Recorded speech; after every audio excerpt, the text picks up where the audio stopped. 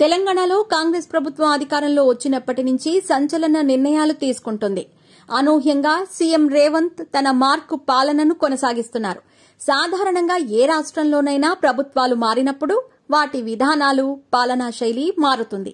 కాంగ్రెస్ హయాంలో కూడా ఆ మార్పు స్పష్టంగా కనిపిస్తోంది. ఇప్పటికే ప్రగతి భవన్ పేరును ప్రజాభవన్ గా మార్చారు.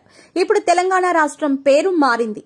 ఇక నుంచి టీఎస్ ని టీజీగా మారుస్తూ కేబినెట్ సమావేశంలో రేవంత్ ప్రభుత్వం కీలక నిర్ణయం తీసుకుంది. మరోవైపు అందశ్రీ రాసిన జయ జయ హే తెలంగాణ పాటను తెలంగాణ రాష్ట్ర గీతంగా ఆమోదిస్తూ మంత్రివర్గం తీర్మానం చేసింది.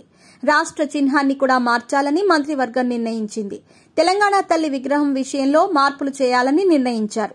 ఈ మార్పులకు సంబంధించి రాష్ట్రంలోని అన్ని వర్గాల అభిప్రాయాలను తీసుకుని ప్రజల అభీష్టం మేరకు మార్పులు చేస్తామని మంత్రులు వెల్లడించారు.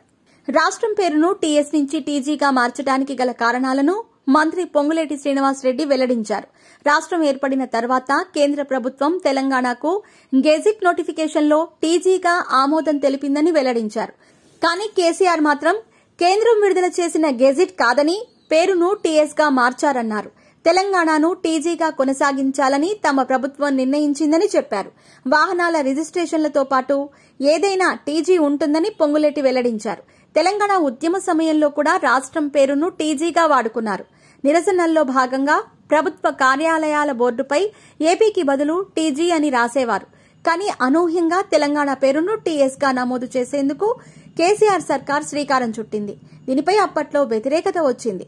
అయితే టీజీ అంటే తెలంగాణ అనే ఒక్క పదాన్ని రెండుగా విభజించటమేనని అప్పటి ప్రభుత్వ పెద్దలు వివరించారు.